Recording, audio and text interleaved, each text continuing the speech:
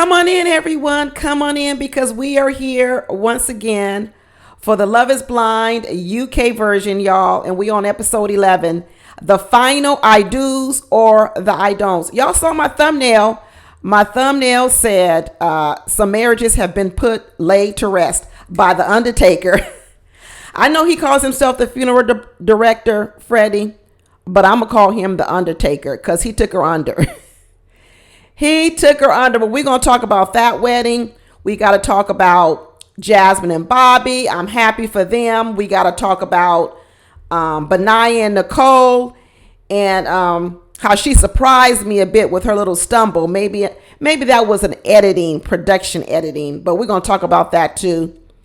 And we also going to talk about the conclusion of the Demi and Ali wedding. So let's get right into that. So if y'all saw my other video last week, I hadn't seen this one. I didn't know what Demi was going to say, but I had my prediction. And let's say I didn't know for sure what she was going to say because I didn't see the episode, but I knew what she was going to say. I absolutely knew what she was going to say. And she said what I thought she was going to say, which is a no. There's an old saying out here that says, is this relationship for a reason, a season, or a lifetime? And I'm going to say that Demi's and Ali's was for a reason. It was for a reason, y'all. I have a completely different opinion about this couple. And my opinion actually started shifting once Ali finally revealed to us that he had ADHD. And I'm going to tell you, when he told us he had ADHD, if y'all remember in my videos, I said, well, was I wrong about Ali? Because this was a major part of the puzzle. And ADHD comes also with some characteristics that I said, well, maybe I read some things wrong about Ali.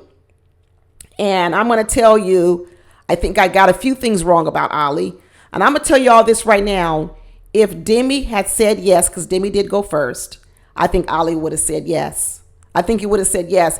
He may not have been completely sure, but I think he would have said yes. What I now feel about Demi, you remember Demi's story at the beginning of this whole season was that she was always friend zoned. That's what Demi said. She was always friend zoned. Remember, Demi is a boxer. Demi is a football person. Demi says she has been friend zoned due to her more than likely masculine energy that she gives off. Demi is a daddy's girl. Her father fills her with confidence.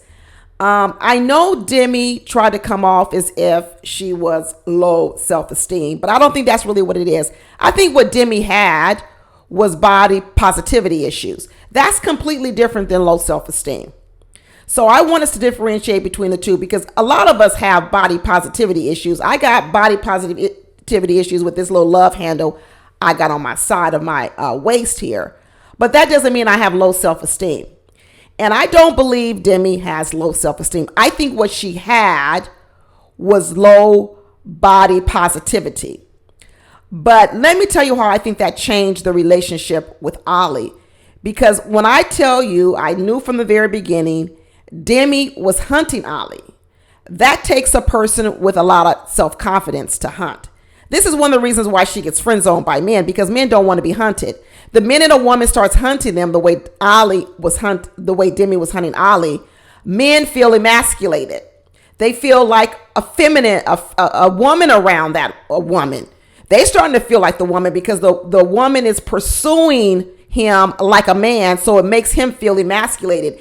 And to get away from that feeling, that man feeling emasculated by that woman hunting him, he friend zones her. He likes her, but he doesn't like the sexual energy he's getting from her, because the sexual energy that he's getting from her actually makes him feel less than a man. And he's going to reject that. And he's going to say, well, I'm going to friend zone you just like you a dude. That's what he's going to do. I'm a friend zone you like you're a dude. But what is behind Demi's hunting men? A lot of people thought it was her low self-esteem. I don't believe so. I think it's a competitive nature.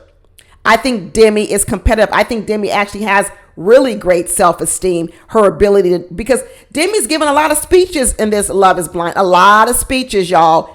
She's pumped her chest. She said, hear me roar. She's had a lot of speeches. And if you believe, which I don't, that this woman could have been walking around for these 30 years.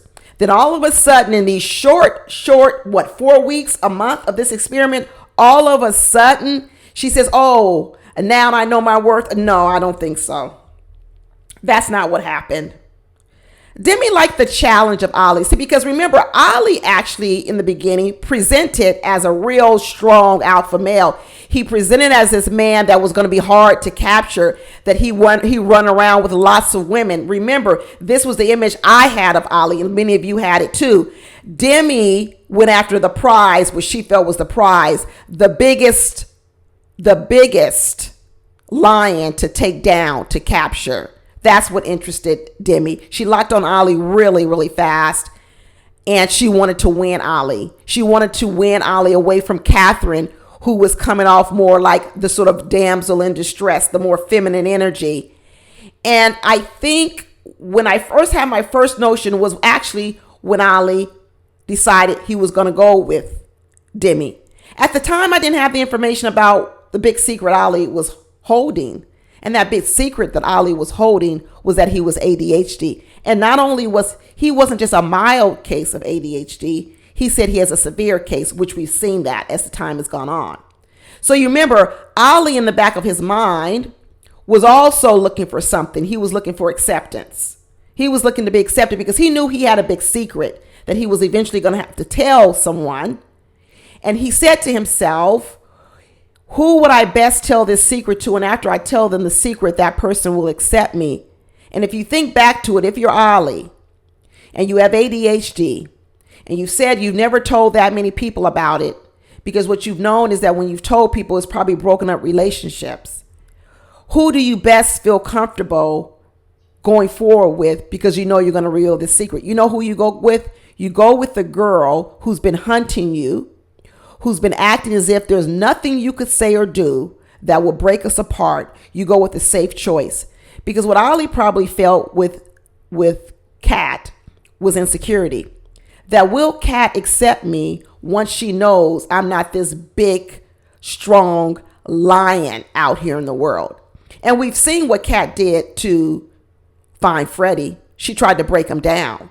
So imagine had Ali chosen Kat, it would have been worse. It would have been worse for Ali.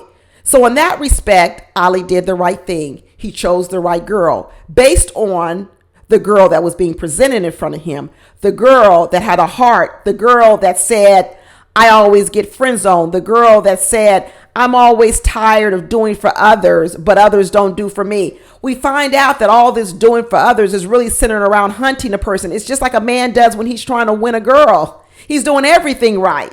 He's chasing you. He's calling you. He's taking you to dinner. He's buying you gifts. He's chasing you hard. And then once he captures you, like you're a prize, like you're an inanimate object, next thing you know, the chase is over. I'm bored.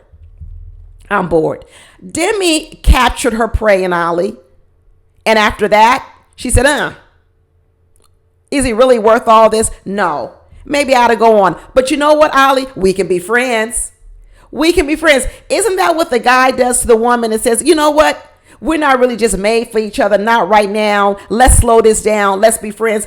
Demi, this is role reversal, y'all. This is role reversal.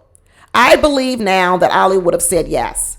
Would he have been 100%? No, he wouldn't have been 100%, but he would have gone forward, because what Ali found in this relationship with Demi all this time was he felt he found acceptance. He found acceptance. And do I still believe that aesthetically, would he have liked a Charlotte, or would he have liked, maybe a Catherine aesthetically over Demi? I think so. But what Ali did, Ali said that's short-lived. I think he's been dogged out, left by some women before, because not everybody can deal with a person with severe ADHD. And Ali said, I'm going to go with the safe choice. The safe choice. All of my emotions may not be there physically with Demi, but I'm going to go with the safe choice, and that's why he chose Demi. But it turns out that Demi wasn't necessarily the safe choice, or not as safe as he thought, because Demi, after she captured Ali, I think she decided that the hunt is over. The chase is over. And she kind of behaved a lot like a lot of men do. She really did. I know her whole speech was about, she said to him, she's learned to love herself in a whole new light. That's what Demi said. And that's a testament to you, Ali. You helped me get there. You helped me realize, Ali, that I used to think guys like you were out of my reach. I used to think that I couldn't win guys like you. But you taught me, Ali, I can. Ali, you taught me that I need to aim higher for men, because before I didn't think I could hunt the king of the jungle, the lion. So I would maybe settle for other type of men, not because I have low self-esteem. I don't think that's what that is. I just think she said to herself, you know what? I want more. So you know what, ladies? I really don't know how we can be mad at a man when he does this to a woman, when the man says, you know what? You were good for this reason. You were good for this season. But now that I'm bigger, better, and brighter, I need to move on. I need to level up. I need to level up to another woman. And what Demi basically said to Ali was, she want to level up. I think Demi started to see a weakness in Ali through his ADHD. I think Ali became dependent on Demi. I think Demi was probably helping Ali a tremendous amount in his life, organizing himself, keeping him on track. And he loved that. He goes, wow, I've got this woman who accepts me as I am, accepts my disability, accepts me being able to work through my ADHD, is patient with me and is kind with me. I'm going to say yes to this woman. Because this woman has made a difference in my life. And I think the opposite happened to Demi. I think Demi started to realize the extra work it would take to be with Ali. And when she coupled that with, hey, yeah, I love him, but I'm ready to level up. Demi said, basically, she's ready to level up. That's what she said. So, is Demi gonna friend zone Ali now? Probably. She's probably gonna friend zone Ali. Because a lot of women who are alpha females, which Demi is, let's be honest, she is an alpha female. You often hear them asking for an alpha male. Because the reason why they want an alpha male is because they have so much alpha energy. They need even a stronger alpha to handle them. They don't look to necessarily tone down their alphaness, because you remember, they want to be who they are. They want you to be even stronger. But I think what Demi has recognized in Ali, the more Ali started to comply with what she was asking for, to treat her right, to love her right, to do this, the more he actually started to become more of that, Demi actually started to pull away. Isn't it ironic that as Ali got better and got closer and started to form even a more emotional connection to Demi, is actually what started to drive Demi away, because Demi is addicted to the chase.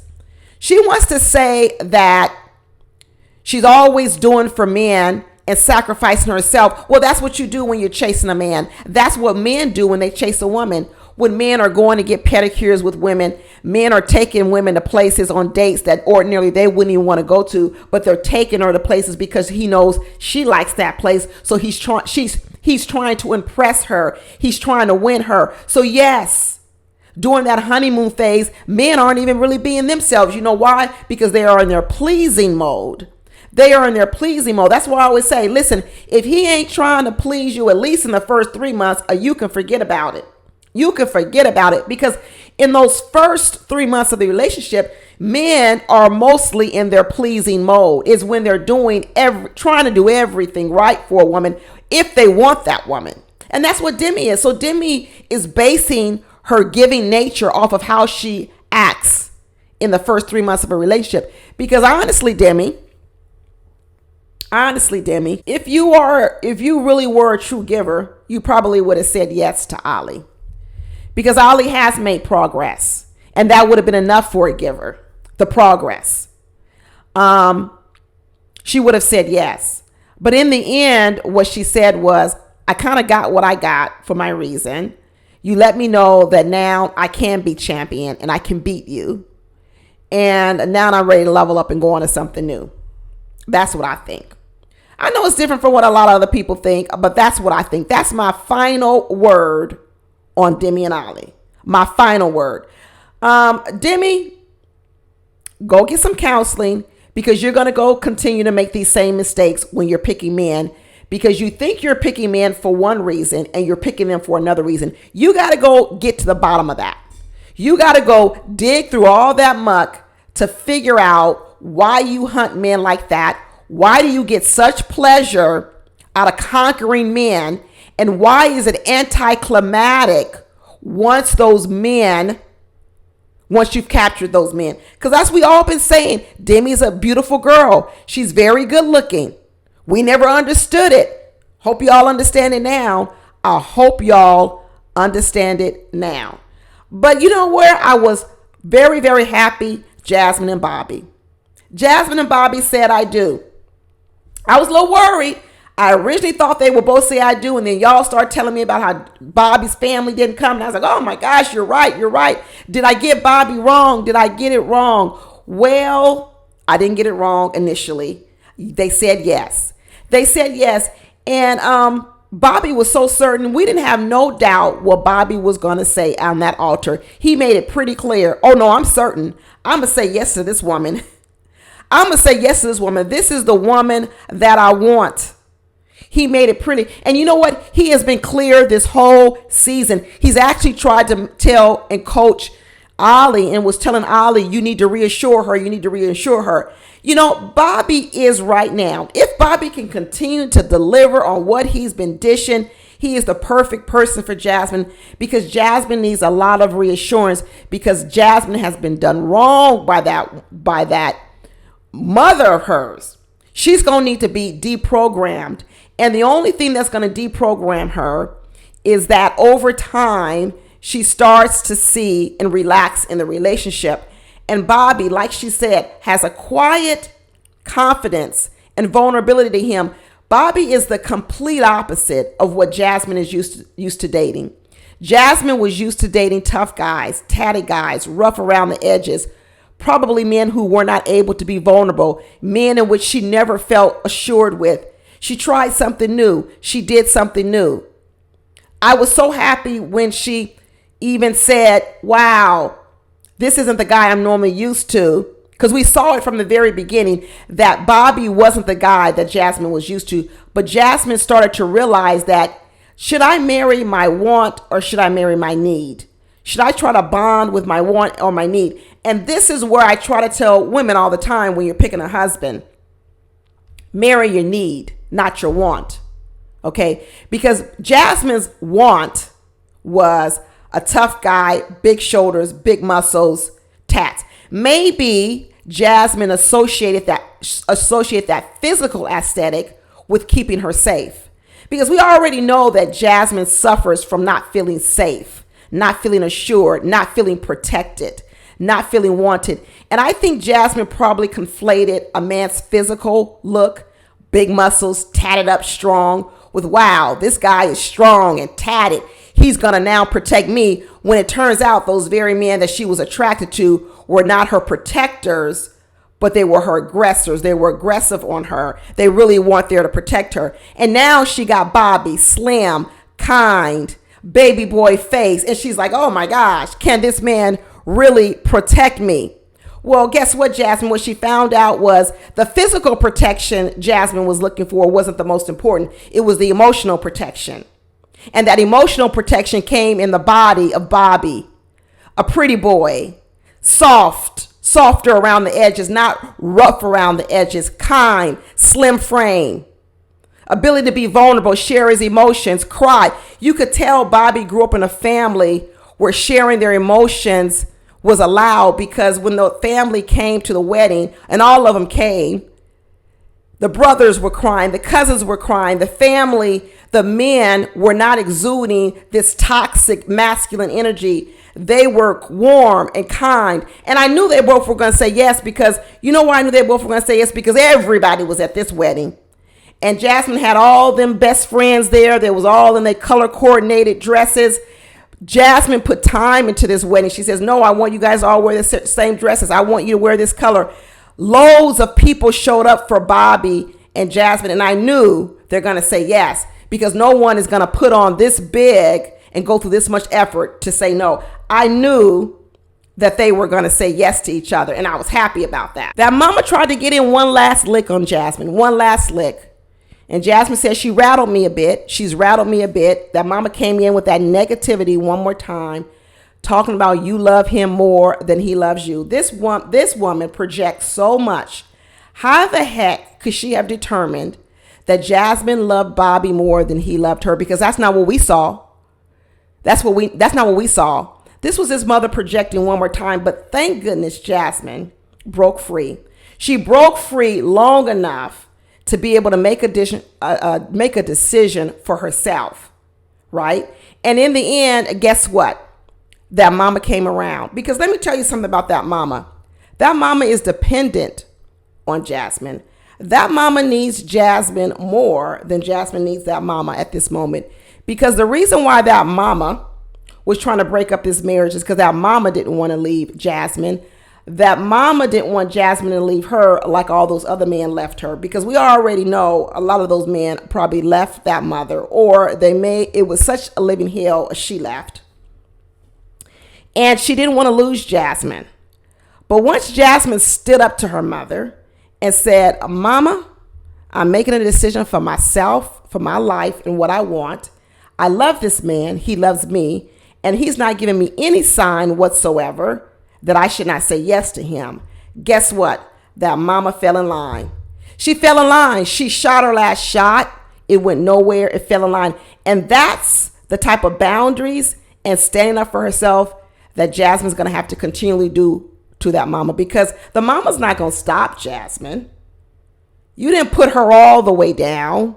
She just said she lost round one. And what she said to Bobby in the end was, I love you. Girl, you done turned around that fast from not liking him, that he was basically the scum on your bottom of the shoe. He was uneducated. He don't make enough money, to all of a sudden you love him. That mama, like I said before, is scary, because she can turn her brain and her mouth so quickly, which is the truth. She's in a lot of ways, she's manipulative. She's manipulative. Don't believe her, Bobby, when she says she loves you. She don't love you. She don't love you. All she's doing right now is she's seeing that her daughter has chosen you, and she don't want to be on the outs. So she going to play nice for now. But anytime there comes an opening, Bobby, the minute you do something wrong, that mama going to be right there to tell Jasmine, I told you so. And she going to be right back there in Jasmine's ear. Jasmine, you need to protect your ears from your mama.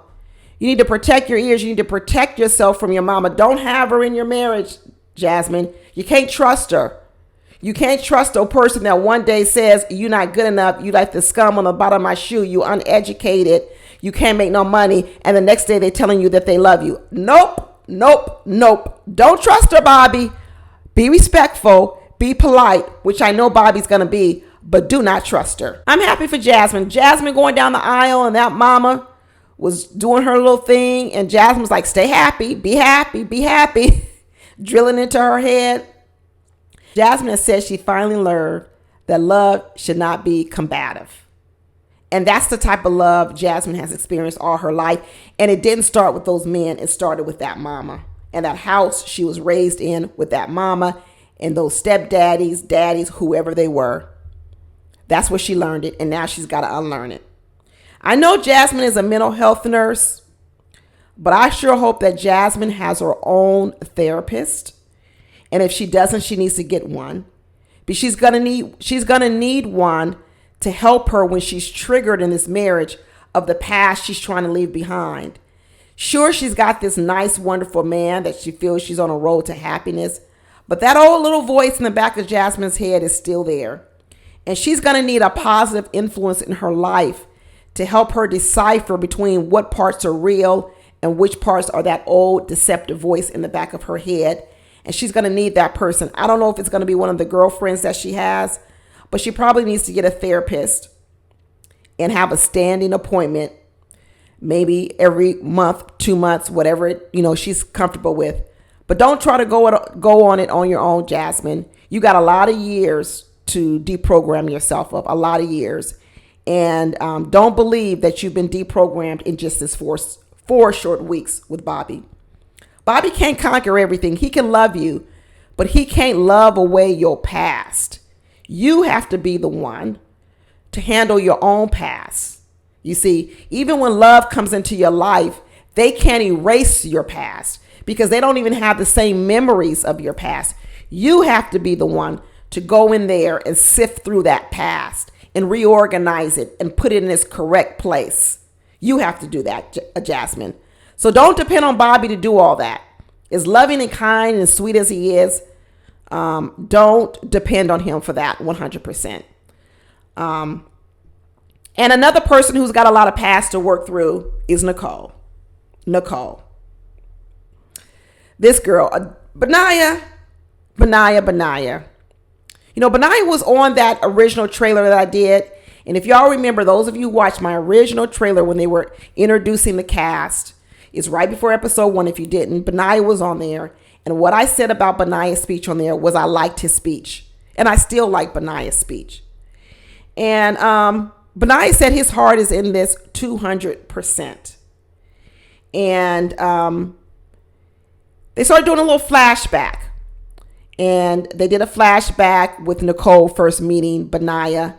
And when Benaya met Nicole and Benaya told Nicole his name, what did Nicole say? Ooh, are you Hawaiian? Another physical characteristic with Nicole. Nicole. I've always told you that Nicole is for the physical. She's for the outer beauty. And every time Nicole says something, I'm just more convinced of it, which makes me very, very afraid of Nicole in a lot of ways. Because when Nicole said that she really liked the good person in Benaya, she said since she saw Benaya very, very early on, what she knew about Benaya was that she inherently knew that he was a good person, which we all think that about Benaya. But the thing that she said that didn't make her choose Benaya in the beginning versus Sam was because she said she didn't know what love should feel like. So she thought what love should feel like was what she was getting from Sam, which was Sam telling her whatever she wanted to hear, puffing her up, whether it was true or not, giving her what she thought was that feeling she wanted to have. But Benaya, even with his warm heart, wasn't what she wanted to feel. Nicole picks people out of lust. Not only out of lust, but she picks them out of, is that man chasing her the way she wants to be chased, because it's really her own insecurities. She wasn't ready for what Benaya was putting down. Basically, that's what she's saying. And she even finally admitted that she was looking for that validation. And it was Sam who was giving her false validation, and she fell for it. So here's the problem that I also know with Nicole. If Nicole is such a validation seeker, and I believe she also gets validation through physical touch, because she said it. She said she's a very physical person. And I do believe that Nicole wanted to sleep with Sam. Because remember, when she met up with Sam, she was having doubts. She was having doubts with Sam. People were telling her that what Sam was saying was not real. It's not real. But she was feeling it was real because she was so hungry for the validation. So what I believe happened on that one night that Sam keeps talking about was when they were together physically. Imagine a woman who needs a lot of validation. Imagine a woman who's saying she's really high on physical touch. which means one of the ways she gets validation is through sex. That's why she was so eager to get Benaiah in the bed, because Nicole is hungry for validation, and the way she gets validation is through sex. And the reason when she wanted to sleep with Sam on that first night, which I believe she did, was because she was having doubts. And what she said to herself was, if I could sleep with them, maybe I will feel that validation that I have, and that will say that Sam is the one for me, because she was having doubts. But you know what happened? Sam turned her down. And next thing we know, that next day, what did that girl say? Sam ain't the one for me. Sam ain't the one for me. Really? That fast, Nicole? You know why? Because he did not give her the sexual validation that she was hungry for. I'm very clear on this. I'm very sure of it. So what I'm worried about with Nicole is I'm worried that Nicole will pull the same thing that Demi did. You see, when you go into a relationship for a reason, right? Once you get your reason, Demi's reason was to conquer. Nicole's reason was to feel validated. What happens when you have filled yourself up with that validation? Will you look at your marriage then and be like, I feel good about myself now. I feel validated. Now I don't value these other things about you anymore. It's almost like a person who's hungry for food. All you can think about is, I don't know what I'm going to eat. I need to eat. I need to eat. I'm hungry. I'm hungry. Once you satisfy that hunger in your belly, and now your brain isn't concentrated on being hungry for food, guess what? You can go on and do other things. Any of you guys like me, that when you get so hungry, you say to yourself, I can't do nothing else until I eat. Once I eat and fill my belly, then I could do this other stuff. People want you to do other things. No, I can't concentrate on anything else until my belly is full. That's Nicole. That was Demi. So I'm afraid for Benaiah. I really am afraid, because once Nicole feels completely whole, validated through all this love Benaiah's giving, will Nicole then start looking at the other things about Benaiah? That he's a nomad, that he lives out in a log cabin, that his friends even said he's homeless. All these things she's actually said they haven't even tackled. They haven't even talked about it. Because right now she's just hungry. She's famished. She's not worried about what's going to happen after I eat. She's fixated on, I'm hungry. I need to eat, which means she's not even in the same space as Benaiah. Will she be able to stick with Benaiah after she's full on her validation? Benaiah said, yeah, there is a risk of divorce when you've met each other so fast. And all of a sudden, Nicole says she's scared. Why is he mentioning divorce? She's afraid that when things get hard, will you just leave me? Will you just leave me? Where does Nicole get all this feeling of abandonment from? It doesn't seem like she's witnessed it in her parents. It seems like they've been together for a long time. So I guess she's been abandoned by men. But maybe she was abandoned by men because she rushed into physical intimacy with them so soon, and those men really weren't connected to her. You know, see, sometimes we create the very situations that we find ourselves in. And I believe that Nicole has a bad picker, a very bad picker. She's picked some lousy men, and we've seen her pick lousy Sam. And even when the things went bust with Sam, she still couldn't admit that he was a lousy choice. She was still trying to talk about his good qualities to the man sitting in front of her who said he loved her. She's still over here trying to talk about Sam in glowing terms. No, girl, he was lousy. Your picker is off. So you was running full steam ahead with Sam, but yet you over here stumbling. Benaiah's love letter was really sweet, and I'm happy they had Benaiah go first, because Nicole would absolutely need that validation first. She would need Benaiah to give her that validation first, to give her the strength to say yes. I hope this need for excessive validation doesn't get in the way of this couple, because like I said, Benaiah's more laid back. Like they said, he hasn't been in a relationship for 10 years. He hasn't lived in no house for 10 years. He hasn't kept, he may be in the same career or whatever, but the sister said, we don't know when he's going to come back. He's very I don't want to say committal, but he doesn't stick to things long. And that would mean that Nicole is going to have to come to the marriage also with a little bit more strength. She's not going to be able to be this person who wants to sit back all the time and need him to constantly give her validation, because in a lot of ways, Benaiah is going to need her as well.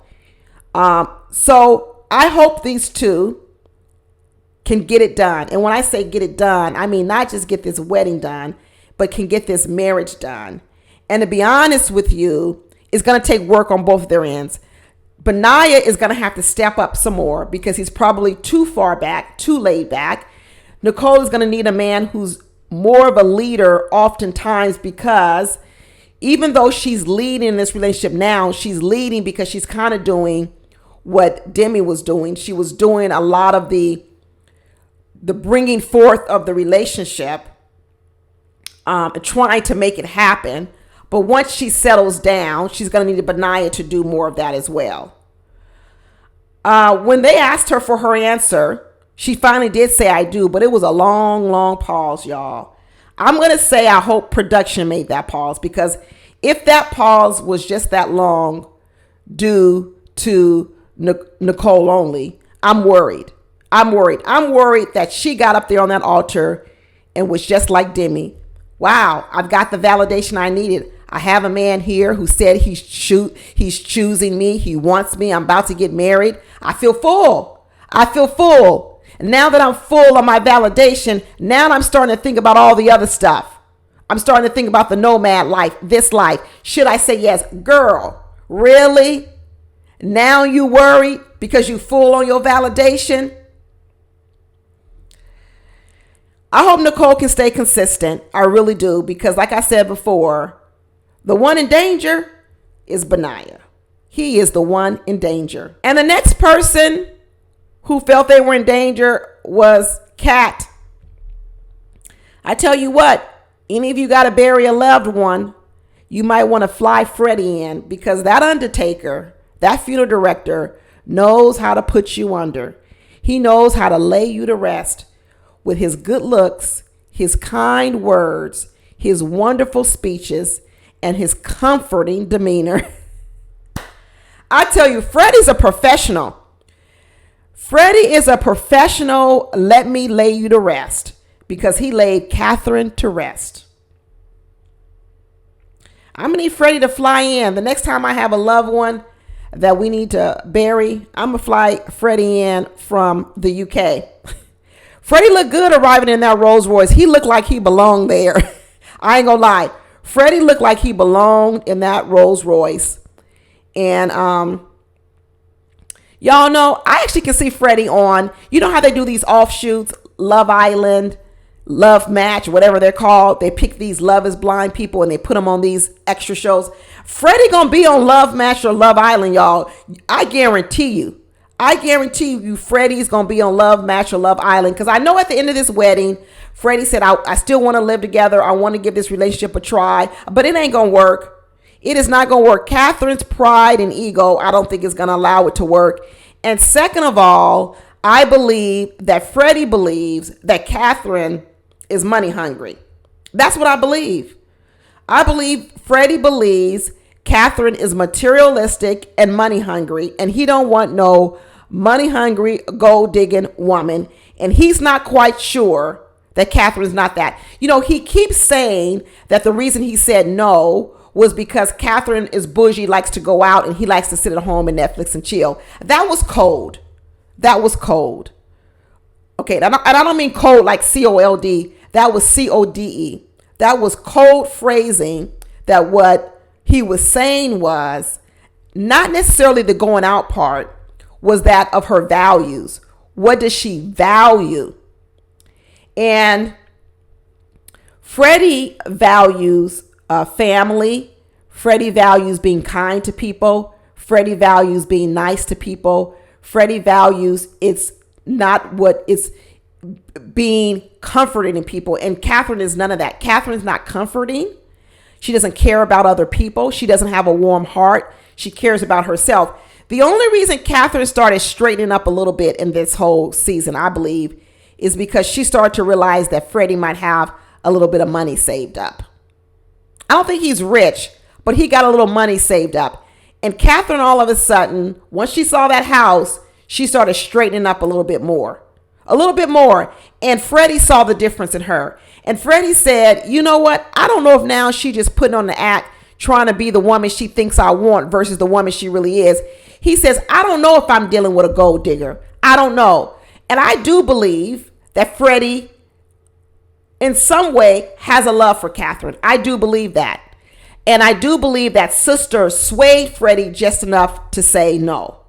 I believe that sister swayed him just enough to say, hey, maybe you don't have to say yes right now. Maybe it can be a maybe. Get to know her a little bit more. Become a little bit sure. And I believe that's what Freddie was working with. Because I tell you, Freddie set Catherine up real nice. He knows how to comfort a woman because he's a funeral director. He's an undertaker. He knows how to soothe your tears. He knows how to wrap those big, strong arms around you to make you feel like everything's going to be okay. He knows how it is to present families and people in mourning with a gift. And what he said was, I'm going to give Catherine these diamond earrings to go with that diamond ring I got her so she can be soothed. Because what he's about to say is, he said, we can get through anything. Well, we can get through anything. Are you telling me this is about to be hard, Freddie? That's when I knew Freddie was going to say no. Because when Freddie gave those diamond earrings, I said, oh, that's nice, Freddie. But then when he said in that letter, we can get through anything, I said, oh, he's trying to soften the blow. He's trying to let her know that it's going to be hard up there, but we can get through it. And let me give you these flowers as you get laid to rest. You see, Freddie brought some flowers to the funeral of Catherine. He brought her some diamond rings to her funeral. She didn't know it at the time. She thought it was a gift, but it wasn't a gift. It was a wreath. That's what it was. It was a wreath to lay on the casket because he was putting Catherine to rest. You know, Kat, she had a reverse system, which didn't play well for her. She's suffering from all this abandonment from her mother, from being adopted. And when she started interacting with Freddie, instead of showing that vulnerability from the very, very beginning, she tried to show toughness. She tried to put Freddie down and make him feel less than. It really worked against Catherine. Because had Catherine kept showing her vulnerability, which remember, when she was crying in the pods all the time, always crying, when she was talking about being adopted and all her wounds, that's the Catherine Freddie liked, because Freddie likes to take care of people. Freddie likes to soothe your wounds. Freddie likes to comfort you when you're mourning. And when Catherine first was appearing as a wounded person, Freddie was attracted to that, just like he's a caretaker of his brother. But once Catherine got out of the pods, she started showing a whole different side. This tough Catherine, this mean Catherine, the one that looks down on people, the one that was materialistic. That was a turnoff to Freddie. It was a turnoff. And then once Catherine finally started maybe to settle down and saw that Freddie had a little bit of money and she started to try to turn it around, Freddie no longer trusted it. He says, I see her trying it, but now which is the real Catherine? Is the real Catherine the one I saw in the pods? The vulnerable one, talking about being abandoned as a child, talking about her insecurities? Or is the real Catherine the one I'm seeing now? The rough one, the one putting me down, the one telling me what to do, the one chastising me, the one trying to make me jealous with other men like Sam. Can Catherine get out of her own way? Catherine told us she had a lot of baggage. She got a lot of it. She got a lot of baggage. And I don't believe that Catherine is going to be able to shed that baggage to please a Freddie. No, she's been laid to rest. I know Freddie tried to tell Catherine at the end and go to those parents honorably and say, hey, I know you don't want to see your little daughter hurting like this, But I just want to let you know that I love her and that I'm still going to try to work this out. That was a funeral speech, Freddie. That's like when the undertaker, the funeral director, comes to you and say, this is not goodbye. This is not goodbye. One day you will see him again in heaven. One day you will see him again in heaven. And no, I know this is tremendously hard because no one wants to lose a loved one. But I just want to let you know that they are in a better place. And one day you will be reunited again in heaven. Woo, that Freddie. He is smooth, y'all. He is smooth. But you know what? I will be right there for those Freddie hugs. I'll be like, oh, can you hug me? Can you give me a hug, Freddie? Can you make me feel better, Freddie? Freddie did everything right. He went in, sat down with Catherine, comforted her, gave her some new funeral director, undertaker words, made her feel calm and steady. He went to those parents. He comforted them, gave them some kind words, some good speeches. Freddie is a professional, y'all. I'm telling you right now, get his IG information, fly him in for your next funeral because he is a professional. After it was all over, we got one last glimpse at the couples. We got Tom doubling down on his conflicting values. We got Maria still in the world of delusion talking about if we wouldn't have had these differences in values, it would have been a yes. Girl, that sounds crazy. Everybody can say that then, Maria. If we didn't have all these differences, we could have said yes. Well, that's everyone. That's why it's a no, because you are different. Maria, I tell Maria she needs to go back and reevaluate her definition of marriage. Maria wants a man like her father, but Maria is not her mother. I think women forget that. They want these men, but they don't want to be like the women that were with those men. Your mama was a different woman, Maria. Your mama was a different woman to be like your man, the provider who paid all the bills. Maria don't want to be the same woman as her mother, but she wants what her mother wants, but she also wants the respect. See, because even that mother, when that mother told Tom at the altar, please respect her, what that woman was saying was that mother was saying that in this role that I play as this Muslim woman who doesn't have any earning potential, doesn't have much say in the house, what we need is we need you to respect us. So that's what that woman asked of Tom. So Maria is confused. She's stuck between two worlds. Maria is stuck between the world, the Muslim culture, and this American, well, not American, this UK world. And Maria has to decide which world she's going to live in. Maybe she needs to just marry a Muslim man. I think that's going to be best for Maria. I don't think that she can deprogram herself to become this other UK liberal version. She doesn't need to do that. She needs to go find her a Muslim man, and she's going to have to learn how to be to that man what her mother was to her father. That's what she needs to do.